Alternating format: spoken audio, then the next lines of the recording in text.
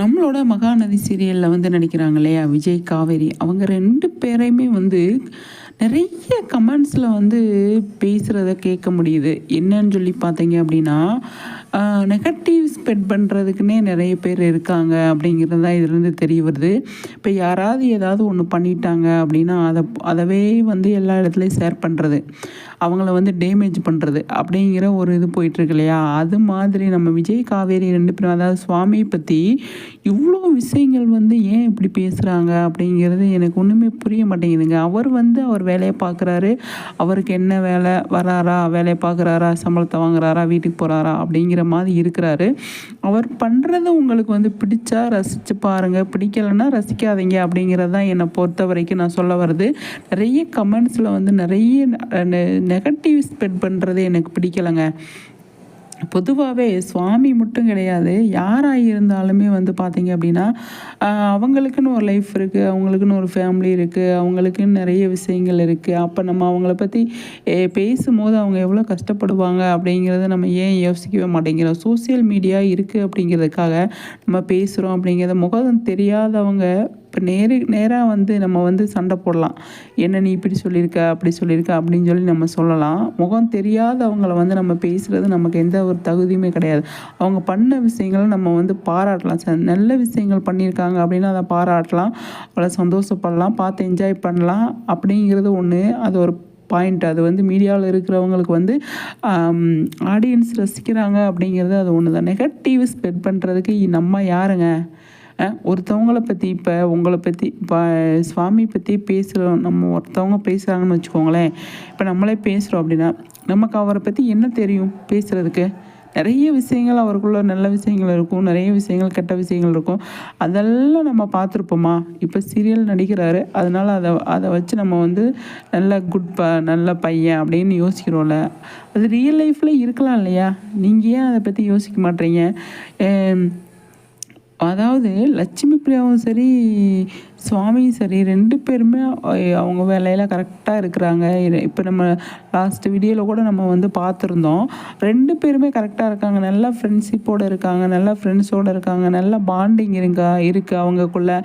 அவர் சுவாமி வந்து எந்த ஆர்டிஸ்ட்டு கூட நடித்தாலுமே வந்துட்டு சூப்பராக அவங்களோட வந்து ஜெல்லாயிடுறாரு, அவங்களோட மிங்கிள் ஆயிடுறாரு அப்படிங்கிறத நம்ம பார்க்க முடியுது. அது நல்ல குவாலிட்டி தானே. அதையும் நீங்கள் வந்து இந்த மாதிரி நீங்கள் வந்து எடுத்துக்கிறீங்க, நெகட்டிவாக ஸ்ப்ரெட் பண்ணணும் அப்படின்றதுக்காகவே இந்த மாதிரி எடுத்துக்கிறீங்களா அப்படிங்கிற கேள்வி எனக்குள்ளே கேட்கணுன்னு ரொம்ப நாளாக இருந்தது. அவர் வந்து எதுக்குமே பதில் சொல்லாமல் இருக்கிறது தான் எனக்கு பிடிச்சிருக்கு அப்படின்னு நான் வந்து சொல்வேன். சுவாமி வந்து எதுவுமே பேசாமல் அவர் வேலையை பார்த்துட்டு போயிட்டுருக்கார் இல்லையா, அது எனக்கு ரொம்ப பிடிச்சிருக்கு. அவருக்கு வாய்ப்பு கிடைக்குதுங்க, அவர் பண்ணுறாருங்க. நீங்கள் ஏன் ஒருத்தனுக்கு வாய்ப்பு கிடைக்குது, அவன் பெரிய ஆள் ஆகிறான் அப்படின்னு நீங்கள் ஏன் யோசிக்கிறீங்க? அப்படி யோசிக்கவே கூடாது.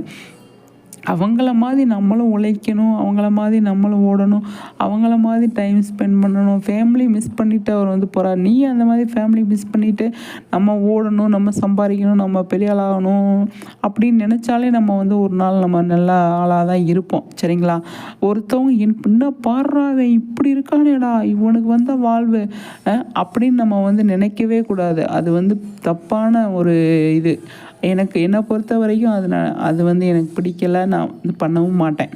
இப்போ யாராவது என்ன சொன்னால் கூட நான் வந்து ஏன் இப்படி சொன்னீங்க, நேரடியாக என்னோடய காதில் வந்து கேட்டால் நான் வந்து சொல்வேன், என்னை பற்றி நீங்கள் ஏன் பேசுகிறீங்க, என்னை பற்றி உங்களுக்கு எல்லாம் தெரியுமா அப்படின்னு கேட்பேன்.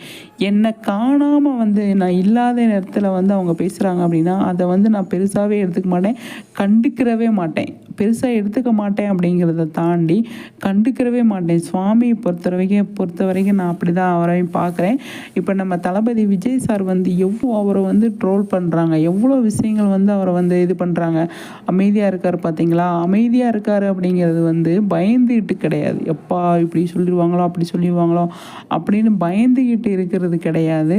ஆனால் வந்து உண்மை ஒரு நாள் வரும் அப்படிங்கிறதான். உண்மை என்ன அப்படிங்கிறது தெரிய வரும் அப்படிங்கிறதுக்காக தான் அந்த அமைதி. நம்மளும் சேர்ந்து கற்றுனோன்னா அது வந்து சவுண்டாக தான் இருக்கும், உண்மையை கண்டுபிடிக்க முடியாது. அப்படிங்கிற ஒரு இடத்துல வந்து நிற்கும் போது இப்போ சுவாமியுமே வந்து அமைதியாக இருக்கிறார், லட்சுமி பிரியாமே வந்துட்டு நிறைய இடத்துல பேசியிருக்காங்க. நீங்கள் யாருங்க முடிவு பண்ணுறதுக்கு அப்படின்னு கேட்குறாங்க இல்லையா? அதை தான் நான் சொல்ல வரேன். அடுத்தவங்கள ஜட்ஜ் பண்ணுறதுக்கு நம்ம யாருங்க? ஜட்ஜ் பண்ணுறதுக்கு நம்ம யார்? அவங்கள பற்றி நமக்கு எதுவுமே தெரியுமா? இப்போ ஆர்டிஸ்ட்டாக அவங்க வந்து கதாபாத்திரமாக வந்து நடிக்கிறாங்க. அதில் வந்து நமக்கு அவங்கள பற்றி என்ன தெரிஞ்சிரும்? என்ன மக்களே சொல்கிறீங்க? நீங்கள் சொல்லுங்கள். அவங்கள பற்றி நமக்கு என்ன தெரிஞ்சோம்? ஆர்டிஸ்ட்டு அவங்க கொடுத்துருக்கிற கேரக்டருக்கு வந்து அவங்க வந்து அதை வந்து நம்ம பண்ணணும் அப்படின்னு அவங்க நினைக்கும் போது, அதில் வந்து பார்த்தீங்க அப்படின்னா நம்ம அதுலேருந்து நெகட்டிவாக நடித்தாங்கன்னா நெகட்டிவாக பார்க்கலாம், பாசிட்டிவாக நடித்தாங்கன்னா பாசிட்டிவாக பார்க்கலாம். ஆனால் எதுவுமே தெரியாமல் நம்ம வந்து அவங்களோட பர்சனல் லைஃப்குள்ளே போய் பேசுகிறது வந்து எனக்கு என்னமோ பிடிக்கவே இல்லைங்க. அவ்வளோ ஒரு இதான இருந்தது. அதுதான் எனக்கு வந்து சுவாமி அமைதியாக இருக்கிற அவர் வந்து தெலுங்குல வந்து பண்ணிகிட்ருக்காரு. அந்த ஹீரோயினியோட சூப்பராக வந்து செம்மையாக வந்து இது எத்தனை சீரியல் அவர் பண்ணியிருக்காரு, எத்தனை படம் பண்ணியிருக்காரு. அதுலேயே வந்து பார்த்திங்க அப்படின்னா நல்ல ஃப்ரெண்ட்ஷிப்போடு இருக்காங்க. அது இந்த ஜென்ரேஷன் வந்து சூப்பரான விஷயம். அவங்கக்கிட்ட இருக்கிற குவாலிட்டியே எனக்கு ரொம்ப பிடிச்சிருக்கு. என்ன அப்படின்னா இந்த ஜென்ரேஷன் பசங்க வந்து ஃப்ரெண்ட்ஷிப்பை சூப்பராக மெயின்டைன் பண்ணுறாங்க. பொம்பளை பிள்ளைங்க கூட செம்மையாக வந்து பேசுகிறாங்க. அவங்களும் அவங்கள வந்து இப்போ சுவாமியோட பழகின பொம்பளை பிள்ளைங்கக்கிட்டையும் சரி பசங்கக்கிட்டையும் சரி கேட்டாலே சொல்லுவாங்க.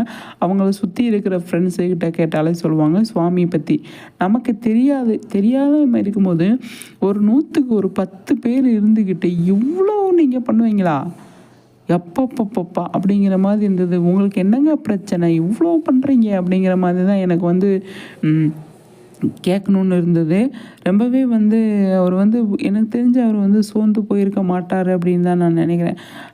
லட்சுமி பிரியா வந்து நிறைய இடத்துல அவங்க வந்து பதிவு பண்ணியிருக்காங்க. என்னன்னு சொல்லி பார்த்தீங்க அப்படின்னா சுவாமி வந்து நல்ல டைப்பு, நல்ல பையன், நல்லா அன்பாக இருப்பார், பாசமாக இருப்பார் அப்படிங்கிறத வந்து அவங்க வந்து நிறைய இடத்துல பதிவு பண்ணியிருக்காங்க. வீட்டுக்கு ஒரே புள்ள அப்படிங்கிறதுனால இந்த மாதிரி மக்களை பார்க்கும்போது அவ்வளோ சொந்த பந்தம் அப்படின்னு நினைக்கிறது நிஜமாகவே வந்து அது இயல்புலேயே அவங்களுக்கு வந்துடும். நம்ம 4 பேர் 5 பேர் கூட பிறந்தவங்களுக்கு கூட அந்த மாதிரி வராது. தனியாக ஒருத்தவங்களுக்கு இருக்கிறாங்க அப்படின்னா நிறைய ஆளுங்களை பார்க்குறாங்க அப்படின்னா அவங்களோட நம்மளும் ஜெல்லாகணும், அவங்கள மாதிரி நம்மளே இருக்கணும் அப்படின்னு யோசிக்கிறவங்க எவ்வளோ பேர் இருக்காங்க தெரியுமா? என்னோடய சர்க்கிள்லேயே நான் பார்த்துருக்கேன். தனியாக இருக்கிறவங்க வந்து போக போக வளர வந்து சொந்தங்களை தேடணும்னு நினைப்பாங்க, சொந்தங்க அணைச்சிக்கணும்னு நினைப்பாங்க. அது நான் நிறைய இடத்துல பார்த்துருக்கேன். அதுதான் வந்து நம்ம சுவாமிக்கிட்டே நான் பார்க்குறேன். அவரை பற்றி நீங்கள் பேசுகிறத ஸ்டாப் பண்ணாலே உங்கள் லைஃப் நல்லாயிருக்கும்.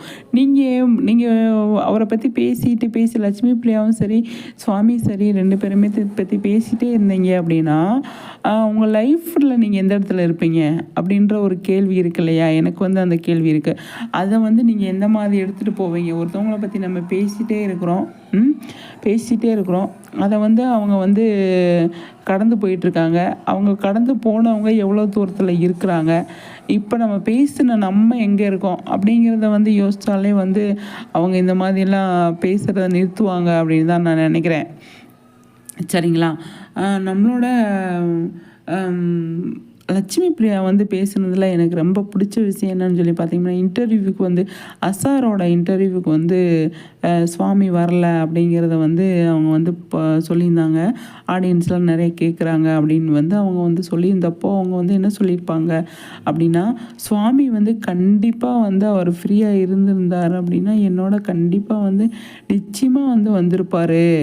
அவருக்கு வந்து டைம் இல்லை, அங்கே வந்து ப்ராஜெக்ட் பண்ணிகிட்ருக்காரு. அதனால் தெலுங்குல வந்து அவருக்கு வந்து சூட் இருக்கிறதுனால அவர் வந்து அங்கே போயிட்டார் அப்படிங்கிறத வந்து அவங்க வந்து பதிவு பண்ணியிருந்தாங்க. அதை தான் நான் வந்து சொல்ல வரேன். இப்போ தெலுங்குல 15 நாள், இங்கே தமிழில் 15 நாள் அப்படின்னா தெலுங்குல வந்து அங்கே இருக்கிற ப்ராஜெக்ட் முடிச்சுட்டு அங்கே இருக்கிற நம்மளை மாதிரியே அவங்க ஸ்பெஷல் ஷோ கூப்பிடுவாங்க, நிறைய விஷயங்கள் அவார்ட் ஃபங்க்ஷன் கூப்பிடுவாங்க. எல்லாருமே அந்த 15 நாள்லேயே வந்து அவங்க கவர் பண்ணணும். அது இல்லாமல் வந்து இங்கேயே வரணும். அப்போ 1 மாதத்தை வந்து அவங்க டைமே இல்லாமல் ஓடிக்கிட்டு இருக்கிற டைமில் உங்களை திரும்பி பார்க்குறதுக்கு அவங்களுக்கு எந்த டைமுங்க இருக்குது? நீங்கள் அதை புரிஞ்சுக்கணுமா இல்லையா? ஆனால் நிறைய கமெண்ட்ஸில் வந்து நம்ம வந்து பார்க்கும்போது தான் தெரியுது, இவ்வளோ பேர் இருக்கீங்களா சுவாமிக்கு அவரை பற்றி தப்பாக பேசுகிறதுக்கு அப்படின்னு தான் எனக்கு கேட்கணும்னு தோணுச்சு. இருப்பாங்க. இப்போ ஒரு 100ல் எவ்வளோ பெரிய ஆளாக இருந்தாலுமே, பிஸ்னஸ்மேனாக இருந்தாலுமே, எவ்வளோ பெரிய ஆளாக இருந்தாலுமே வந்து ஒருத்தவங்க வளர்ந்து வர்றாங்க அப்படின்னா அவங்கள பற்றி பேசுகிறதுக்கு நிறைய பேர் இருப்பாங்க. நிறைய பேர் அப்படின்னா நல்ல விதமாக பேசுகிறதுக்கு 10 பேர் தான் இருப்பாங்க. அவங்கள பற்றி கெட்டது பேசுகிறதுக்கு தான் 1000 பேர் இருப்பாங்க அப்படின்னு சொல்லுவாங்க. நான் வந்து அதை வந்து அப்படியெல்லாம் இருக்காது அப்படின்னு யோசித்தவ தான் நான்.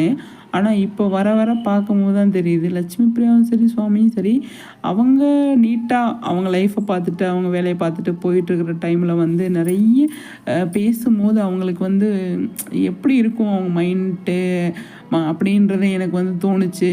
இப்போ எப்படி சொல்கிறது, சீரியல்லையுமே வந்துட்டு அவ்வளோ இப்போ வர வர ரொம்ப சீரியல்லே ரொம்ப ரொம்ப சூப்பராக வந்து பண்ணிகிட்ருக்காங்க. அதை பார்த்து ரசிக்கிற ஃபேன்ஸ் வந்து அவங்களுக்காக வந்து நீங்கள் ஏன் இப்படி பேசுகிறீங்க அப்படி பேசுகிறீங்கன்னு கேட்கும்போது அது எவ்வளோ கஷ்டமாக இருக்குது. நீங்கள் ஏன் அதுக்கான ஒரு வாய்ப்பை இடத்த கொடுக்குறீங்க அப்படிங்கிறது தான். ஆனால் அவங்க யாருமே வந்து கமெண்ட்ஸையோ எதுவுமே படிக்கிறதில்ல. இப்போ இன்ஸ்டா விட்டு சுவாமி போனதுக்கே வந்து இதுதாங்க ரீசனு. அவரை வந்து துரத்தி விரட்டிட்டாங்க அப்படின்னு தான் நான் சொல்வேன். ஏங்க அவர் பாட்டுக்கு அவர் வேலையை அவர் என்ன பண்ணுறாரு இது பண்ணுறாரு அப்படிங்கிறத அவரை ரசிக்கிற மக்களுக்கு வந்து அவர் வந்து சொல்லிகிட்டு இருந்தார். அதை நீங்கள் ரசிக்கலை அப்படின்னா நீங்கள் உங்கள் வேலையை பார்த்துட்டு போயிட்டே இருக்கலாம். ஏன் போடுறீங்க எதுக்கு போடுறீங்கன்னு கேட்க உங்களுக்கு ரைட்ஸே கிடையாது. அவர் வந்து இந்த மாதிரிலாம் நமக்கு வந்து அவங்க கமெண்ட்ஸ் படிப்பாங்க இல்லையா, அப்போ வந்து பார்த்தீங்க அப்படின்னா மனசு கஷ்டமாக இருக்கும்.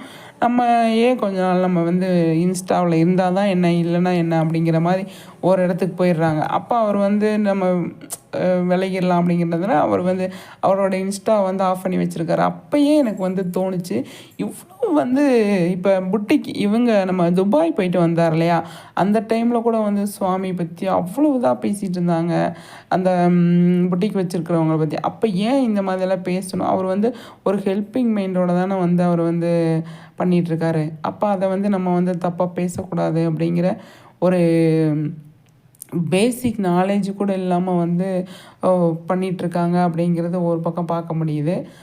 அதையெல்லாம் தாண்டி வந்து அவரோட லைஃப்பில் ஒரு இடத்த அச்சீவ் பண்ணணும் அப்படின்னு நினச்சிட்ருக்கிற டைமில் நம்ம வந்து இந்த மாதிரியெல்லாம் ஒரு தேவையில்லாத விஷயங்களை பேசுகிறது எனக்கு ரொம்ப நல்லா இல்லைங்க.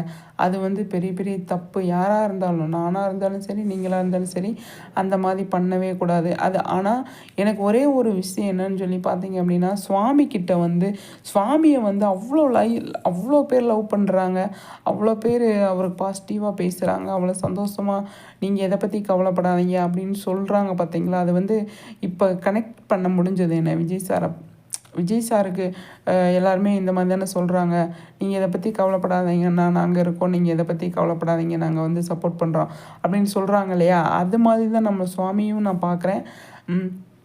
சுவாமி வந்து எதை பற்றியும் கவலைப்படாமல் இருக்கணும் அப்படிங்கிறத என்னோடய கருத்தும் கூட. லட்சுமி பிரியாவும் சரி, 2 பேருமே மகாநதி சீரியல் சூப்பராக போயிட்டுருக்கு. இந்த டைம்லையும் கூட அவங்க சூப்பராக வந்து எத்தனையோ டைம் சேஞ்ச் பண்ணியிருந்தாலுமே அவங்கவுங்க கொடுத்த கேரக்டரை, அதாவது டைரக்டர் சொன்ன விஷயத்த அழகாக வந்து அவங்க வந்து பண்ணிகிட்ருக்காங்க.